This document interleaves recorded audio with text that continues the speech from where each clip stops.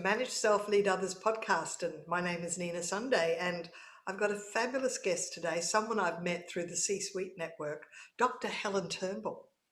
And Dr. Helen Turnbull is an inclusion and diversity expert. She's written a book, The Illusion of Inclusion. She's got a PhD in it's organizational behavior. Yes, human and organizational systems, yeah.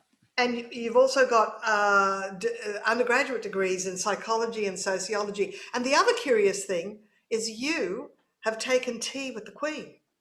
I have indeed, yes. I actually knew a person that taught courses on how to take tea with the Queen. You're the first person I've ever met Who's actually done it, right? to have lunch with Her Royal Highness Queen Elizabeth and Prince Philip. What brought that about? So I was president of the Open University when I did my undergraduate, and there were 45,000 students, and I represented that student body. And it was the 10th anniversary of the Open University. So they had two events, one of them at the university where I sat next to Prince Philip for lunch. And that was really amazing. And then I was also invited to Buckingham Palace for the garden party, where I had iced coffee and cucumber sandwiches. Oh, well, that's a very special part of your personal history, and I'm excited to hear about it. The other thing is, because I'm in Australia and you work globally in the USA, UK, and Australia, you've actually consulted with some Australian enterprises such as the Commonwealth Bank and QBE Insurance to help them win awards. Can you tell us a little bit about how you consult companies to help them win, what is it, an inclusivity award or?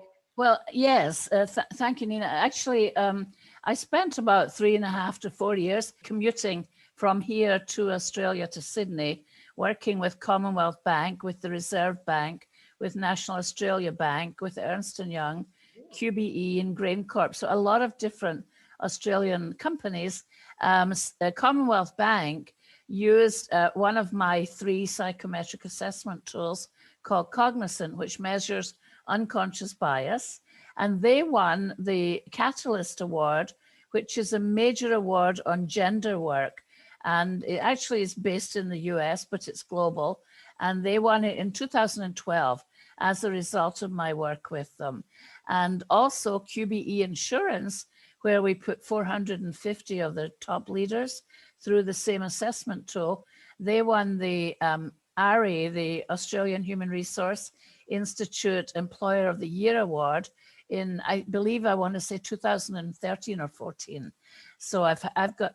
Yeah, I was just going to say, why is it important for an organization to win such an award? Why is it important for organizations to be thinking about inclusion and diversity? It's important for companies to strive to win these awards for 2 reasons. One is it gives them recognition that they're at the top of their game, that they're really working on these issues and that they know how to do it.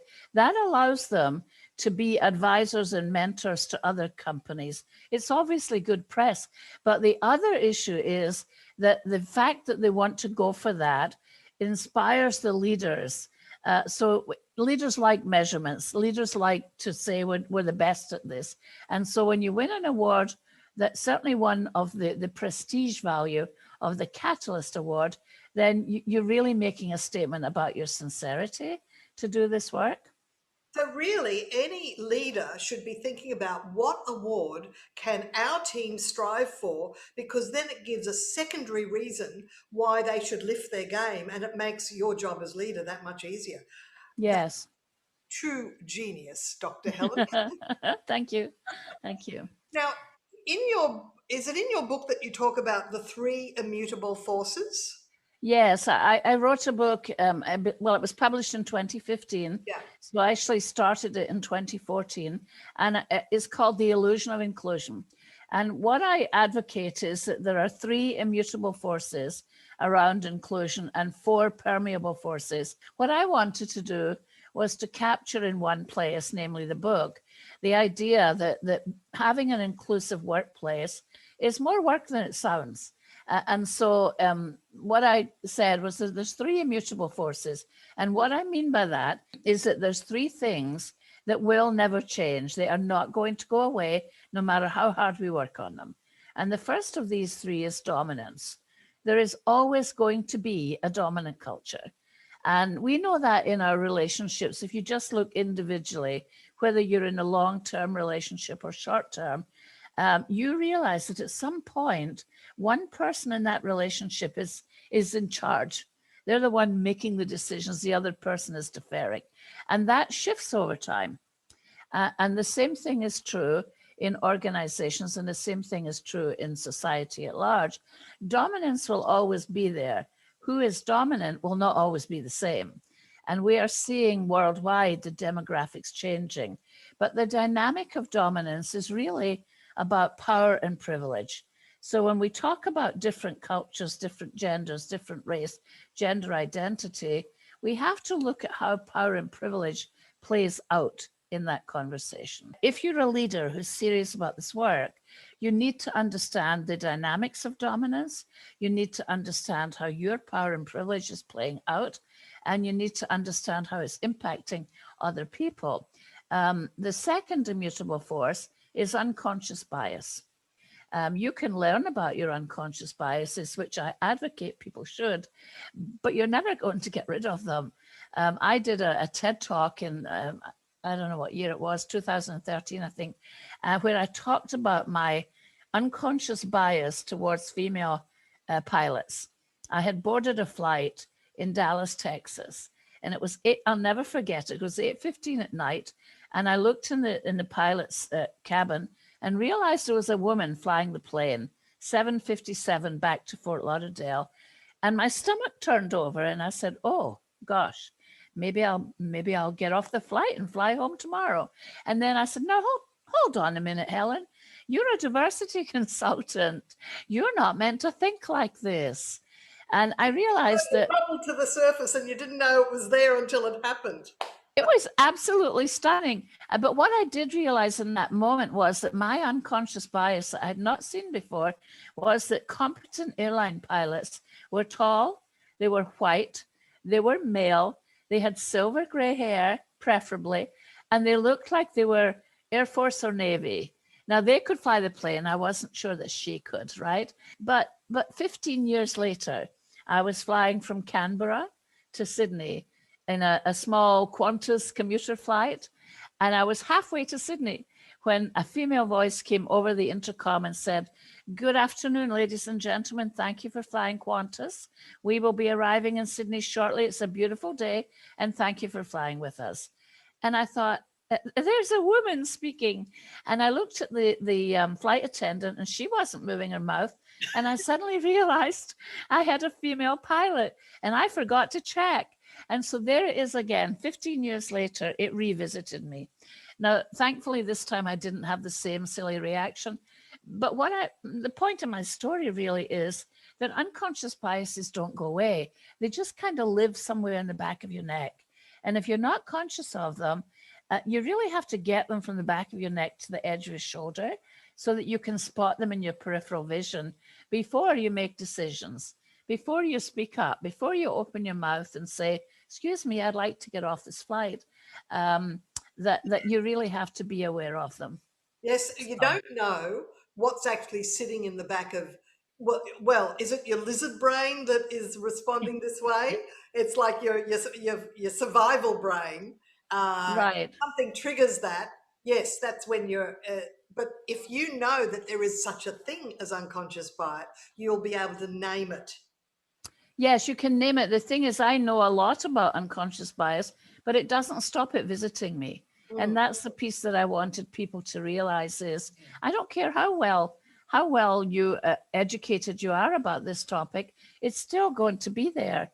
And therefore you have to be vigilant about it. Most companies talk about, well, that person's not a good fit for the job or not a good fit for the company. What do we think we mean by not a good fit? We obviously have a mental model, an image in our heads, and sometimes it's code for that person's not the right gender or the right diversity or doesn't dress properly. Absolutely. And what's the third immutable? So the third one is a little more complicated. It's called degrees of difference. And that's a term that I came up with to describe the fact that we tend to be almost bipolar, and I don't mean that in a mental health way, in the way we describe diversity issues as black and white, it's male and female, it's younger or older, etc., etc. And really, we have degrees of difference along every horizontal axis. And so we can't just lump people together and say all men are this way and all women are that way, or we need to fix the men. We have to be able to recognize that there's diversity amongst men too. And so what I'm advocating is that we really have to understand that inside each group, there are degrees of difference. And the reason that's important is because most corporations take what I call they work the vertical axis. So they say, let's make sure we train the men and women at the top, and then we'll trickle down some kind of diversity program to the rest of the organization. We don't always do the work on the horizontal axis. And so we can't just say, let's train on gender, let's do race, let's do culture. We have to also pay attention to what work do each of these groups need to do on the horizontal axis. So that's the degrees of difference. I've been reading Seth Godin's latest book, The Practice, and he gives us a metaphor of being in any team or any small group, there's being one divergent factor that actually makes the harmony. And he used the case of Crosby, Stills, Nash and Young.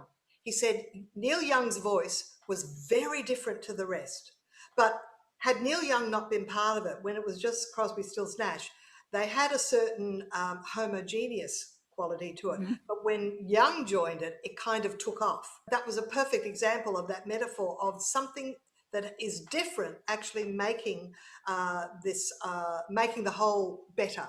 The whole is greater than the sum of its parts. So you talk now about the 4 permeable factors. So it sounds like they're the ones that can change. Yes, they're the ones that we could make a difference with if we paid more attention. The first one is affinity bias. An affinity bias we all have, and is sometimes called mini-me syndrome. It's the idea that I feel comfortable. You and I are white women. I've been to Sydney, Australia. I'm British, even though I live in the States. When I first came to Sydney, I felt immediately at home. And I thought, what's happening here? And I realized that there was more of a, if you like, almost British culture that I was comfortable and familiar with. And so affinity bias is, who are we comfortable with? Who can we laugh with? Whose sense of humor appeals to me? Who can I speak in shorthand to? Who do I get along with? And who do I keep at a distance? Who am I not familiar with? Whose accent is not pleasing to my ear or difficult for me to understand? And so affinity bias causes me to have a smaller circle of influence than I might have if I were willing to expand my circle. And so what I say to my clients is, affinity bias is not going to go away. What I challenge you to think about is, who are you excluding, and what work would you need to do to bring more people in? Who is it that... In the workplace, as simple as creating social events that women with children can't participate in because they have to be home for their kids. What are some other examples of how that might disadvantage some groups in the workplace? So, for example, introvert and extrovert. And when you attach that to culture, quite often you'll hear people say that people in Asian cultures are quieter, and therefore they're not always invited to speak. They're not always listened to. Or people with accents that are more difficult for us to understand, people whose name I can't pronounce. And so rather than me face that, I will just avoid speaking to you. I will avoid including you. I will rationalize that you're quiet and you didn't speak up, and that's on you and not on me. One of the things that my research is yielding is that conversational equality in team meetings is so important for ultimate psychological safety, and that managers need to find ways to invite people to share their opinion even after the fast talkers have dominated the conversation. Is that something? Absolutely.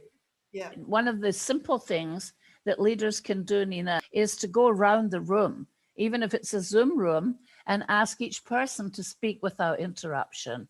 So I might start a meeting by saying, let's talk about what you're bringing to the table today, what's on your mind, and hear from every single person. Absolutely. Now, people think that's time consuming, but what it buys you, and I'm sure that you're on board with this, is an incredible amount of loyalty and commitment, because two things have happened. One is I feel heard by you. And two is you just sent a message to the entire group that everyone's voice in this room matters. And in fact, there are examples even from the corporate world. A really good one is the Volkswagen company, when they tried to cheat the software for diesel engines and emissions, where they, in fact, when it was found out, it caused a big furore. I think Yeah. I think a CEO went to prison. They shrunk their workforce by 7,000 and decided to go back to the drawing board and come back in a few years' time with an electric car.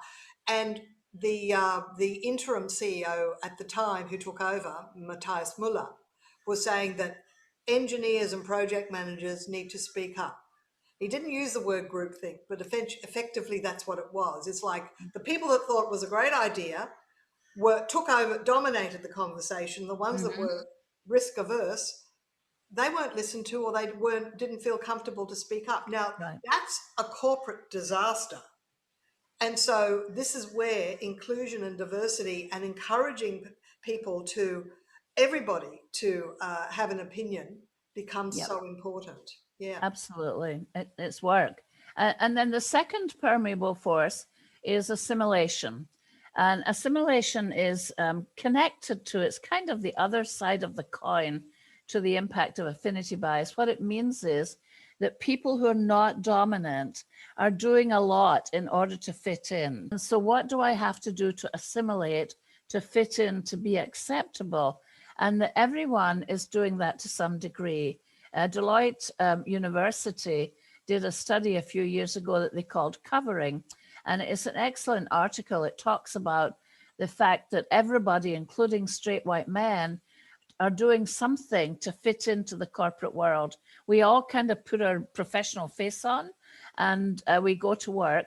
And so we're holding back a little bit of our authentic self. But what we want people to be able to do is to bring their best self to work. But what my PhD dissertation is on this subject of assimilation and covering, and the article from Deloitte is excellent, that really makes the point that women and people of color, people who are gay and lesbian, etc., are holding back more than others. And so we're assimilating to the mainstream culture, which really says that leaders are not getting our best selves. They're getting Because an they're not assimilated self. tolerant of idiosyncrasy. Mm-hmm. They want people to, if they don't understand it, it's kind of dismissed as, oh, that's just you, but we don't have to take note of that. That is kind of the implied conversation. What behaviour then should managers be encouraging? We want professional dress in the workplace, but we want also tolerance of personal self-expression as well. So is that Yes. a tricky path? It's a tricky one, but here's the deal: is what I say to people is, don't bring your whole self to work. Keep that stuff at home or for the weekend. Bring your best self to work. And to leaders, what I say is, create an environment that allows people to bring their best self, to bring their creative self, their innovative self, their commitment rather than their compliance. If you create an environment where people feel valued, and it sounds easy, but we know it's not, then people will want to be there and will bring their best. That's right. People withhold their ideas, Nina, when they don't feel valued. They do. They will withhold their ideas. And in Yeah, fact, it's the reason I'm self-employed now for 30 years, because no one wanted my ideas. And it wasn't I went, I'll take my ball and go home. Circumstances happened. I left the company, and 2 years later I went, hey, I've got all these ideas. I think I'll start trying them. right. Exactly. Yeah.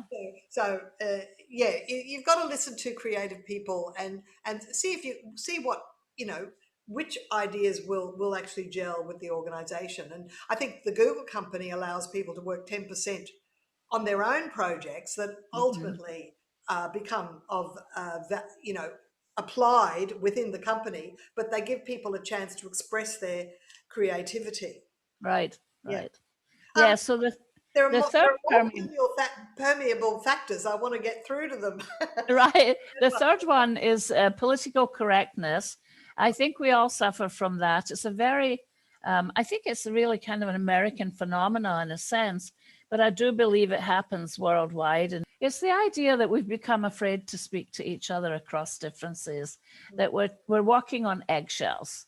We're a little bit careful, or I can't ask you a question about your cultural difference or how you feel about racism because you might misunderstand my question. I can't give you honest feedback in my performance evaluation review because you might accuse me of being racist. And so I'm going to pick my words. I'm going to be very careful how I talk to you. That doesn't serve us well. It doesn't serve the person we're giving feedback to, and it doesn't serve us as leaders. The problem is, how do we? I have, when I was writing my book, it was 2015, and I was aware of the political environment in the US, and I started out thinking we need to get rid of political correctness, and then I backed off and thought, no, maybe we don't. Maybe we need a little bit more of it. But actually, I redefined PC to mean polite consideration. I think it's critically important that we allow each other some grace as we talk across differences, that we're not afraid of each other. It boils down to trust too, because if we talk about the emotional bank account in soft skills, which is if you have got a relationship of rapport and if you accidentally transgress and accidentally offend someone, they'll actually give you leeway because the relationship is intact and you've got that rapport. And they'll actually even say, well, you realize, they might even give feedback and say, you realize when you say that, I read it as, and just give that feedback. Whereas if you don't have that trust, offence will be taken. So it's really important that managers maybe set up their own one-on-one meetings with their individual contributors so that that element of trust can start to grow and be. Well, and I think it's not just individual trust. You're absolutely right, but I think the other issue is the systemic nature of constantly being mistreated.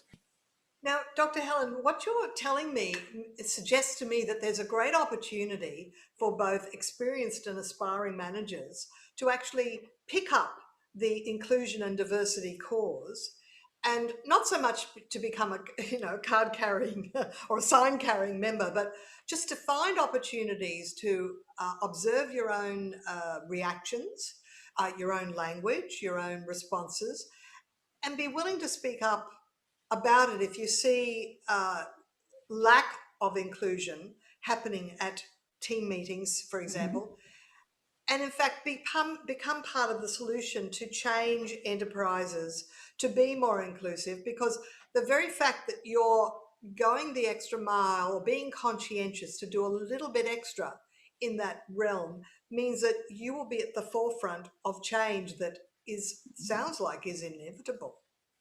And I say, when I do my keynotes, I often say to leaders, if I could give you a 10% increase in your bottom line productivity, would you be interested? I've never had a leader say no, they're not interested.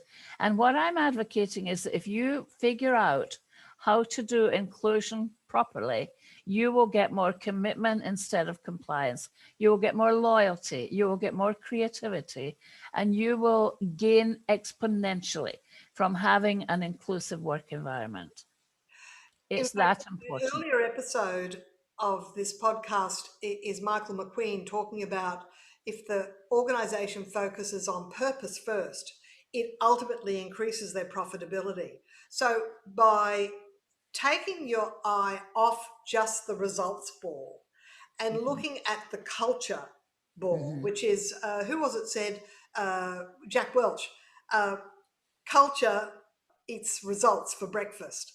In other words, Yes, we have yes. to focus on culture, and the profitability looks after itself, because if people just do their job, they're not actually putting in that extra effort that sometimes is required, because they'll go, well, that's not my job. I'm being paid to Right. do this, Right. but I'm not being paid to do it. So they'll start cutting hairs and not really giving all of themselves. And what you want is a team that pitches in, isn't that right? Yes. Yes. Now, there's Exactly. another permeable factor. There's one left. It's called stereotype threat, and it's a little bit complicated. Basically, what it is that if you continue to get negative messages about your group, then you take these messages on and you start acting out of them. So, for example, women for years have been told we're the subordinate culture, we're not really welcome, we make emotional decisions, etc. And that at some level, what women do is they internalize that.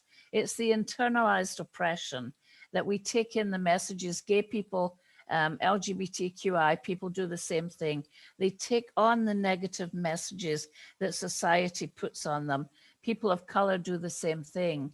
And we have to work hard to overcome these messages about ourselves. What it does in terms of gender, what it does, it causes women not to necessarily get along with each other. So this myth that women all trust each other is not true. We have work to do just within our culture as a group of women. Part of the work is caused by the negativity that we've taken on about who we are in the world. And when you do the psychometric testing, what attributes are you testing for? So I have 3 psychometric assessment tools. One of them looks at inclusion skills gaps. So we're looking to help leaders to see individually and collectively that there are skills gaps in their organization around inclusion. The second one is a gender gap assessment, which looks specifically at gender gaps and allows leaders to talk about how we're all feeling about how well we're doing relative to gender. And the third one is cognizant, which is about unconscious bias. And the reason I developed all of them, Nina, was I realized that leaders value measurement. And what I wanted to be able to do was help leaders to see that they have some skin in the game. They can't just delegate this to HR and say, go figure out a training program. They have to recognize that the way they're thinking and the way that the amount of work they've done around inclusion is influencing how the organization behaves.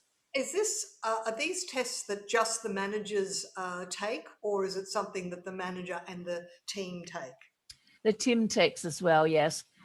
They can be rolled out. The ISM and the gender gap can be rolled out across the entire organization. Cognizant tends to be, well, we put 550 leaders at Commonwealth Bank through Cognizant, and National Australia Bank, it was about the same number. So was QBE. So it can be large groups of people. So was there any challenge in trying to get all the leaders on board? Surely not everybody would go, oh yeah, this is something we have to do. Yeah, there's always challenges. It's it's never easy to bring this topic to the table, and because usually people are like, "Listen, I got plenty to do. Do I really need to talk to you about this?" And so I actually had somebody in Australia said to me, came in to have an interview with me and said, "Oh, so you're not an American, huh?" And I said, "No," and he said, "Okay, good." So we started from there. You know what? There's definite unconscious bias in Australia against people from the United States. Yes. I, Yeah, I was introduced to that very quickly. So, I think it absolutely. might relate back to World War II, where America came to save us. Thank you, America. But they were over here and taking our women. Yeah. I've stayed ever since. But no, actually, some of the best ideas, some of the juiciest ideas come from the United States. So that's a big error. Right. And Right. you've actually embraced the USA as your home. Yes, I've been living here since 1980. It's home now. Mm. My mother actually came over first after my dad died, and we all followed her over. So Oh, Fort was your mother Lauderdale came seemed over better first? than the rain in Scotland. But actually, I miss Scotland as well. So So, what sort of advice would you give to a manager that's working? They might be in a family business. They might be in a small to medium enterprise. Um, how can they get the ball rolling? Who has to be on board? Is it the owner or the chief executive officer, or is it the HR manager? Who has to be on board to get Mhm. something like this Well, rolling? I think in small to medium-sized companies, it really has to be the owner or the whoever's the chief executive officer. In the larger corporations, it tends to be the C-suite and the HR department or the chief diversity officer, and there's already a vision statement, a mission, and there's programs underway. But with the smaller companies, I've talked to a couple of people, for example, at the C-suite who have 35 employees and are interested in, how do I get started in this? And I think the first piece is that person has to be sincere about doing their own work, but they also have to look around and see there's a difference, Nina, between diversity and inclusion, because for me, diversity is the demographics and inclusion is the work environment. So the first thing for a small company to do is look around and say, how diverse is my employee base? How diverse is my leadership team? And then how inclusive are we being? Because it's possible to have a diverse workforce and not be inclusive. And it's possible to have an inclusive workforce and not be diverse. And so the question becomes, how diverse are you and how diverse do you want to be? How diverse are you willing to be? And what are you doing to create a truly inclusive workplace? I can remember it would be about 12 years ago now, or so. Uh, I hired a gap year student who was going to work 4 days a week, and it was very interesting. I mean, I must have interviewed half a dozen students. They were going to be doing uni the next year, and it's interesting. Um, some came in very casual gear, hair all messed like they were rock stars, and there's one Indian lad came in a suit. He was very quietly spoken, probably a bit of an introvert. His name was Lagesh, and I I I actually decided to hire him, and part of me wanted to ask him to change his name because he was going to be on the phone to clients, change his name to an Anglo name, and I resisted it, and I'm really glad I did. Proud of you. Yes, But, yes. but honestly, I had my own tug of war. It's like, will clients think we've got an offshore team in India? Will they? But you know what? He was one of the best people I ever had working for Yeah, me as yeah. a gap year student. He's now a doctor.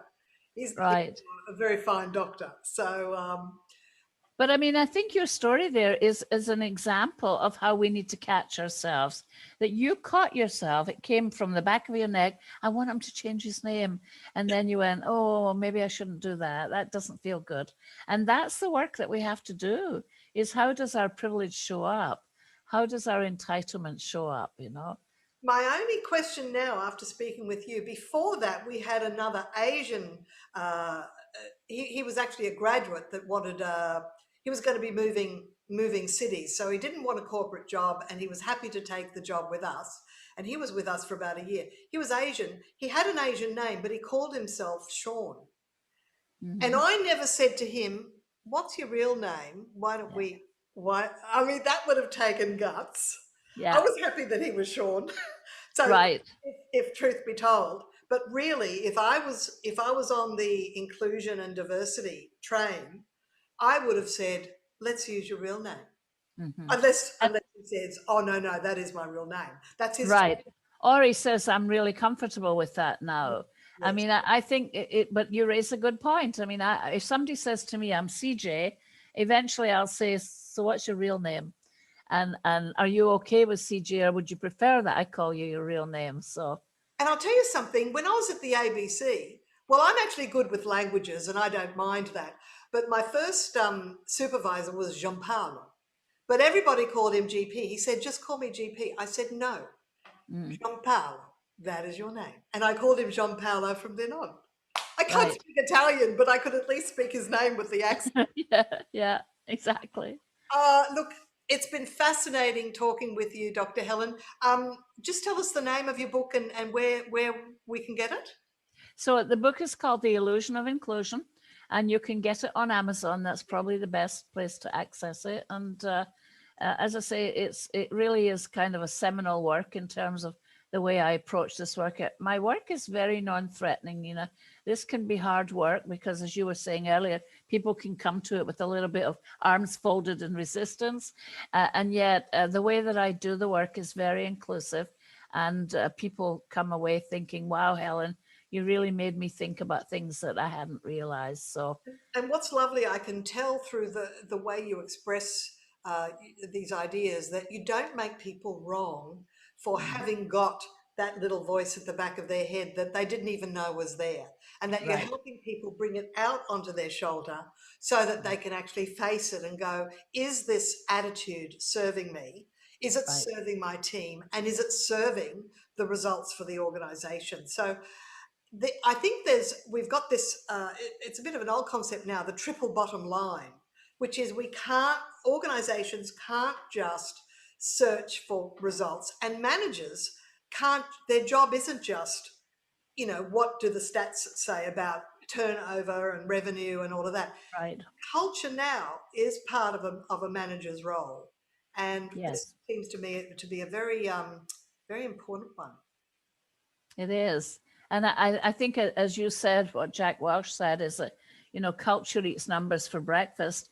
And I think that's absolutely true. It sometimes feels like, you want me to slow down and listen to people? Yeah, actually I do, because you'll get more from them at the end of the day, right? So Yeah, it's investing time to save time. And yeah, actually the overarching is employee engagement, isn't that right? that's correct. So this is one pathway to Mhm. create increased employee engagement. So I never really put the two and two together before, Helen. I just thought it was political correctness, but now I realize Well, more than and that. what's interesting is the Gallup poll every year puts out an employee engagement survey. And for 2019, they said that 65% of employees are disengaged at work, and 15% of that are actively disengaged. And I would advocate that if you can figure out how to do inclusion properly, you will close that gap. So it's that important. Well, people can find you at humanfacets.com, Yes, and humanfacets.com. we'll And put my the email is Dr. Helen Turnbull at Human Facets. yeah. Wonderful speaking with you, Dr. Helen. Truly inspiring, and your insights go extremely deep. It's a privilege speaking with you today. Thank you. I was delighted to be invited. Thank you, and have a very safe and happy 2021. Likewise to you, Dr. Helen. All the best. Take care. Bye-bye.